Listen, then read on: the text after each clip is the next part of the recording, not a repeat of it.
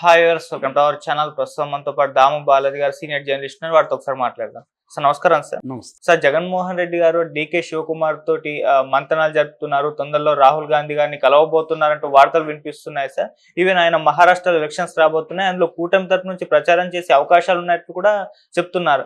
ఈ నేపథ్యంలో ఇది ఎవరికి తెలియకూడదని చెప్పేసి షర్మిల గారితో విమర్శలు చేపిస్తున్నారు. ఇదంతా ప్రీ ప్లాన్డ్, ముందుగానే జరిగిందని అంటున్నారు. మరి ఏం జరిగే అవకాశం ఉంది? మరి కూటమిలో చేరే అవకాశాలు కనిపిస్తున్నాయా జగన్మోహన్ రెడ్డి గారు? ఇప్పుడు ఒక వార్త వైరల్ అవుతుంది. ఎందుకంటే జగన్ మీద రకరకాల వార్తలు వైరల్ అవుతున్నాయి. అందులో ఇంతకుముందు కూడా అయింది అది. ఎందుకంటే జగన్ బిగినింగ్లో ఢిల్లీలో చంద్రబాబు ప్రభుత్వం మీద పోరాటం మొదలుపెట్టడం, అక్కడ అప్పుడు అనేక పార్టీలను కలవడం, ఆ కూటమిలో ఇండియా కూటమిలో ఉన్న పార్టీలు దాదాపు 8 పార్టీలు జగన్కి సపోర్ట్ చేశారు. ఒక్క కాంగ్రెస్ తప్ప దాదాపు మిగతా అన్ని పార్టీలు కూడా జగన్కి సపోర్ట్ చేశారు, మద్దతుగా నిలబడ్డారు. అవన్నీ జరిగాయి. కాంగ్రెస్ కూడా ఏంటంటే ఇమీడియట్గా జగన్కి సపోర్ట్ చేయకుండా వాళ్ళు ఆచితూచి వ్యవహరిస్తున్నట్టుగా కనపడుతుంది. దానికి ఒక కారణం ఏంటంటే రేవంత్ రెడ్డి అడ్డుపడుతున్నాడు, షర్మిల అడ్డుపడుతుందని కూడా బిగినింగ్లో అన్నారు. కానీ ఇప్పుడు జగన్ ప్లాన్ ఏంటంటే జగన్ కూడా వ్యూహాలు వేయడంలో ఎక్స్పర్టైజ్ లేకపోతే ఈ స్థాయికి రాడు కదా అతను. ఎందుకంటే చంద్రబాబు లాంటి ఒక ఉద్దండుని ఢీకొట్టి గెలవగలిగాడు. ఇప్పుడు కూడా ఏమీ అతను సీట్ల పరంగా 11 వచ్చుండొచ్చు, కానీ ఓట్ల పరంగా అతనేమీ వీక్ కాదు. దాదాపు 40% ఓట్ల షేర్ అతనికి వచ్చింది. సో ఇప్పుడు ఎప్పుడైనా కూడా మనకి 2 రకాలు ఉంటాయి, నెగిటివ్ ఓటు, పాజిటివ్ ఓట్ అని. సో అది పాజిటివ్ ఓట్, అది నెగిటివ్ ఓట్ కాదు. నిజానికి చంద్రబాబు కూటమికి వచ్చింది, జగన్ నెగిటివ్ ఓటు. ఓకే, అది అది కూడా వీళ్ళు ముగ్గురు కలిస్తే సాధించగలిగారు. చంద్రబాబు ఒకడే 40% తెచ్చుకొని ఉంటే అది వేరే విషయం, 40 దాటి ఉంటే. కానీ అందరూ కలవడం వల్ల ఆ పర్సంటేజీ చేయగలిగారు. కానీ జగన్ ఒక్కడే లాస్ట్ టైము 151 సీట్లు తెచ్చుకోవడం అనేది మామూలు విషయం కాదు. కాబట్టి జగన్ని కంప్లీట్గా రూట్ అవుట్ చేయలేం. అందుకని ఇప్పుడు జగన్ స్ట్రాటజీ ఏంటంటే, ఒకటి బీజేపీతో డైరెక్ట్గా కయ్యానికి వెళ్ళాలా వద్దనేది నెంబర్ 1. 2 కూటమి, ఇండియా కూటమిలోకి వెళ్ళాలా లేదనేది నెంబర్ 2. ఇక్కడ ఇది ఇంకా ఎన్నికలు అయితే టైం ఉంది, ఇప్పటికిప్పుడు డెసిషన్ తీసుకోవాల్సిన అవసరం లేదు. కానీ పాజిబిలిటీస్ ఏంటి అంటే, జగన్ వ్యూహం ప్రజెంట్ ఎలా ఉందంటే, నన్ను కానీ మీరు ప్రెజర్ చేస్తే, నన్ను కానీ మీరు జైలుకి పంపిస్తే, నేను కూటమిలో చేరి దేశవ్యాప్తంగా నేను పనిచేస్తాను అన్న ఒక థ్రెట్ని లేదా ప్రెజర్ని బీజేపీకి ఇవ్వాలి. అప్పుడు బీజేపీ ఏం చేస్తుంది, జగన్ మనకు అనుకూలంగానే ఉన్నాడు, సో జగన్తో మనం ఇప్పుడు వైరం పెట్టుకోవాల్సిన అవసరం లేదు, చంద్రబాబు కోసం జగన్తో వైరం పెట్టుకోవాల్సిన అవసరం లేదు. బీజేపీకి ఫస్ట్ ప్రయారిటీ ఏంటి, తన పార్టీ ప్రయోజనాలు. బీజేపీకి ఫస్ట్ ప్రయోజనం తన పార్టీ ప్రయోజనాలే కాకుండా దేశంలో ప్రధానమంత్రిగా మళ్ళీ మోడీ రావడమే బీజేపీకి ఉండే వ్యూహం. ఒక రాష్ట్రం ఉందా లేదనేది వాళ్ళకి అనవసరం, ఆ రాష్ట్రంలో ప్రధానమంత్రి కావడానికి మద్దతు ఉందా లేదనేది ఇంపార్టెంట్. ఇప్పటికిప్పుడే ఆంధ్రప్రదేశ్లో బీజేపీ బలపడే పరిస్థితి లేదు. చంద్రబాబు నెక్స్ట్ కూడా ఎన్నికల ముందు ప్రీ పోల్ అలయన్స్ పెట్టుకొని వెళ్దామనేది చంద్రబాబుకు ఉంది, పవన్ కళ్యాణ్కి కూడా ఉంది. కానీ బీజేపీకి ఇప్పటికిప్పుడే ఈ డెసిషన్ కంప్లీట్గా రాకపోవచ్చు. ఎందుకంటే ఈ 5 ఏళ్ళ లేదా 4 ఏళ్ళ ఎన్నికలు ఒకవేళ ముందుకు వస్తే 27 ఎండింగ్ అలా వచ్చినా ఈ 3-4 ఏళ్లలో చంద్రబాబుకు వ్యతిరేకమైన పవనాలు కానీ వీస్తుంటే వాళ్ళు జగన్తో కూడా వెళ్ళే అవకాశం ఉంది. అందుకని ఇప్పుడు జగన్ ముందున్న కర్తవ్యం ఏంటంటే, ఇది వాచ్ చేస్తూ శత్రువు వ్యూహాలు ఎలా ఉన్నాయి అంటే, చంద్రబాబు వ్యూహాలు, పవన్ కళ్యాణ్ వ్యూహాలు ఎలా ఉన్నాయి, మోడీవి ఎలా ఉన్నాయి, ఇవన్నీ వాచ్ చేస్తూ దానికి తగినట్టుగా స్టెప్పులు వేసుకుంటూ వెళ్ళాలి. ఒకేసారి స్టెప్పులు వేయడం కష్టం. అందుకని గ్రౌండ్ కూడా ప్రిపేర్ చేసి పెట్టాలి. అంటే ఇప్పుడు ప్లాన్ ఏ, ప్లాన్ బి కూడా ఉండాలి. ప్లాన్ ఏలోనే ఉన్నావు అనుకో, ప్లాన్ ఏ ఫెయిల్ అయిందనుకో, నీకప్పుడు నువ్వు ఇరుక్కుపోతావు. అందుకని ప్లాన్ బి ఉండాలి, అవసరమైతే ప్లాన్ సి కూడా ఉండాలి. లైఫ్లో అయినా ఎవరికైనా కూడా ఏ పని చేసినా ప్లాన్ ఏ, ప్లాన్, ఒకవేళ ఇది ఫెయిల్ అయితే ఏంటి అంటే 2 రకాలు అంటారు అన్నమాట. Plan for the best, prepare for the worst అని. అంటే ఒక సిచ్యువేషన్లో వరస్ట్కి ప్రిపేర్ అయ్యి ఉండాలి. వరస్ట్ అంటే ఏంటి, ఇప్పుడు వరస్ట్ అంటే ఏంటి, మోడీ జగన్ని జైలుకి పంపించడం. అంటే ఆయన మీద ఆల్రెడీ కేసులు కత్తుల్లాగా వేలాడుతున్నాయి, ఏది కదిపినా ఆ కత్తి వెళ్ళి గుచ్చుకుంటుంది. ఎందుకంటే ఆయన 11 ఏళ్ళుగా బెయిల్ మీద ఉన్నాడు. దాదాపు 18 కేసులు ఆయన మీద సిబిఐ అండ్ ఈడీ పెట్టిన కేసులు ఉన్నాయి. సో మోడీ కానీ గట్టిగా అనుకుంటే ఈడీ అండ్ సిబిఐ కానీ ఈయన బెయిల్ రద్దుకు పిటిషన్ వేసి గట్టిగా చేస్తే సుప్రీంకోర్టు కూడా అనేక సార్లు ప్రజాప్రతినిధుల కేసుల్ని త్వరగా పరిష్కరించమనింది. కాబట్టి జగన్ కేసులు ముందుకెళ్ళే అవకాశం ఉంది. ముందుకెళ్ళి ఒకవేళ ట్రయల్లో ఈయన క్విడ్ ప్రోకో అంటే వీళ్ళ నాన్న కొన్ని కంపెనీలకు మెయిల్ చేశాడు, దానికి బదులుగా ఆ కంపెనీలు జగన్ కంపెనీల్లో పెట్టుబడులు పెట్టారు. ఇది ప్రధానమైన ఆరోపణ. దీన్ని క్విడ్ ప్రోకో అంటున్నారు. సో ఇది కానీ ప్రూవ్ అయితే జగన్కి కన్విక్షన్ పడే అవకాశం ఉంది. కన్విక్షన్ పడి కానీ 2 ఏళ్ళు పడితే జగన్ ఇబ్బందులు పడతారు.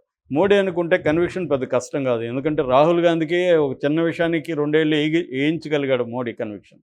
ఆ తర్వాత సుప్రీంకోర్టు అది స్టే ఇచ్చింది, అది ఓకే.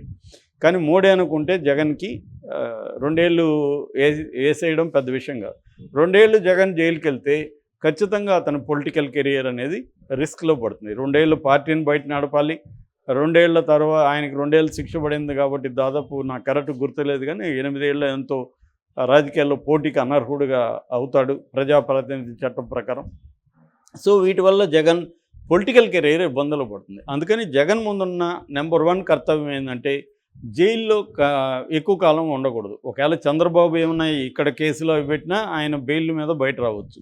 ఎందుకంటే లీగల్ సిస్టమ్ మీద జగన్కు కూడా కొంత పట్టు వచ్చింది. చంద్రబాబు అంతా లేకపోయినా జగన్కు కూడా కొంత లీగల్ సిస్టమ్ ఐడియా ఉంది. కొంత మాజీ సుప్రీంకోర్టు జడ్జిలు వాళ్ళకి సంబంధించిన గైడెన్స్ అదంతా జగన్ కూడా పెట్టుకున్నాడు. కొంత అర్థమైంది జగన్కు కూడా. కాబట్టి ఏంటంటే అతను లీగల్ సిస్టమ్ అర్థమైంది కాబట్టి అతను కూడా ముకుల్ రోహిత్గి లాంటి బెస్ట్ అడ్వకేట్స్ని పెట్టుకోగలడు, చేసుకోగలడు కొంతవరకు. కానీ మోడీ అనుకుంటే ఆ కేసుల్లో కన్విక్షన్ పడితే మాత్రం జగన్కి తనకున్న ఈ లీగల్ నెట్వర్క్ సహాయపడదు.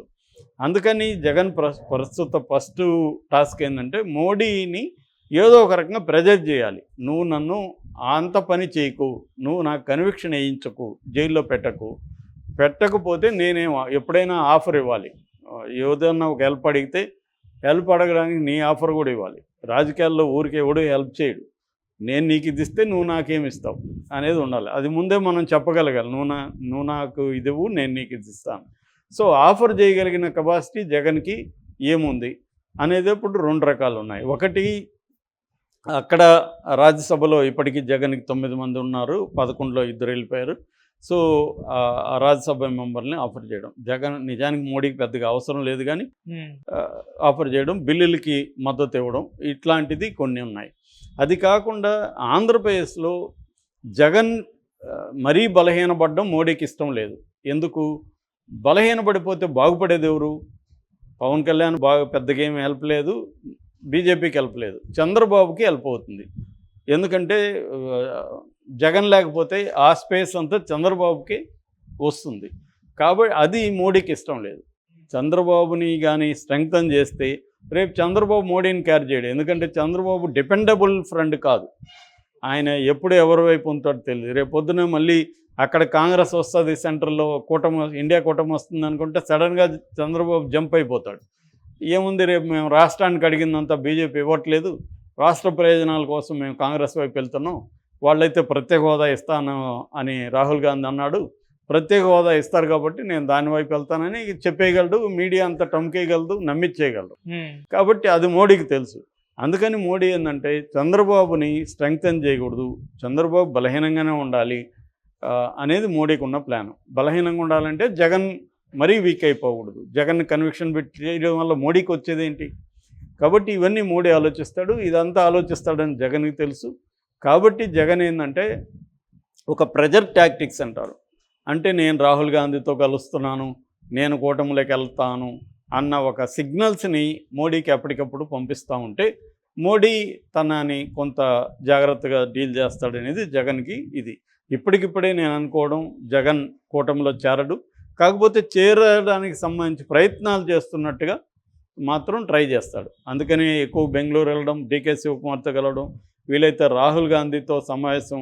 రాహుల్ గాంధీ వాళ్ళు కూటమి వాళ్ళు అడుగుతున్నారని చెప్తున్నారు. ఎందుకంటే ఆల్రెడీ చంద్రబాబు, పవన్ కళ్యాణ్ అటు బీజేపీ కూటమి తరఫున మహారాష్ట్రలో ప్రచారం చేయబోతున్నారు, ఇటు ఇండియా కూటమి తరఫున రేవంత్ రెడ్డి వెళ్ళి ప్రచారం చేయబోతున్నాడు. ఎందుకంటే మహారాష్ట్రకు సంబంధించి తెలంగాణ వాళ్ళు చాలామంది అక్కడ ఉన్నారు, ఆంధ్ర వాళ్ళు ఉన్నారు, తెలుగు వాళ్ళు ఉన్నారు. కాబట్టి అక్కడ ఇన్ఫ్లుయెన్స్ చేయడానికి వీళ్ళని వాడుతున్నారు. జగన్ను కూడా రమ్మని కూటమి వాళ్ళు అడుగుతున్నట్టుగా చెప్తున్నారు. అందుకనే జగన్ నిన్న ఒక ట్వీట్ చేశాడు నవంబర్ 14న చిల్డ్రన్ డే సందర్భంగా జవహర్లాల్ నెహ్రూ జన్మదినం ని మనం జరుపుకుందాం అన్నట్టుగా ఆయన ట్వీట్ చేశాడు. ఇప్పటి వరకు ఆయన పాత ట్వీట్లు చూస్తే ఎప్పుడు కూడా జవహర్లాల్ నెహ్రూ పేరు వాడల. ఫస్ట్ ఎందుకు వాడాడు అనేది కూడా ఇప్పుడు విశ్లేషిస్తున్నారు.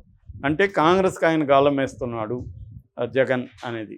అంటే మామూలుగా మనకి సినిమాల్లో చూపిస్తారు, ఒక అమ్మాయితో లవ్ అఫేర్ ఉన్నప్పుడు అమ్మాయి సరిగా స్పందించకపోతే వీడు ఇంకొక అమ్మాయితో దగ్గర అవ్వడానికి ట్రై చేస్తున్నట్టు ఈ అమ్మాయిని రెచ్చగొట్టడానికి ట్రై చేస్తుంటాడు. సో అలాగా జగన్ కూడా ఇప్పుడు రాహుల్ గాంధీతో ప్రేమాయణ నడుపుతాను, కూటమితో నడుపుతానంటే మోడీ కొంత హుషారవుతాడు అన్న ఒక స్ట్రాటజీ జగన్ చేస్తున్నట్టుగా మనకి అర్థమవుతుంది. Okay sir, thank you so much.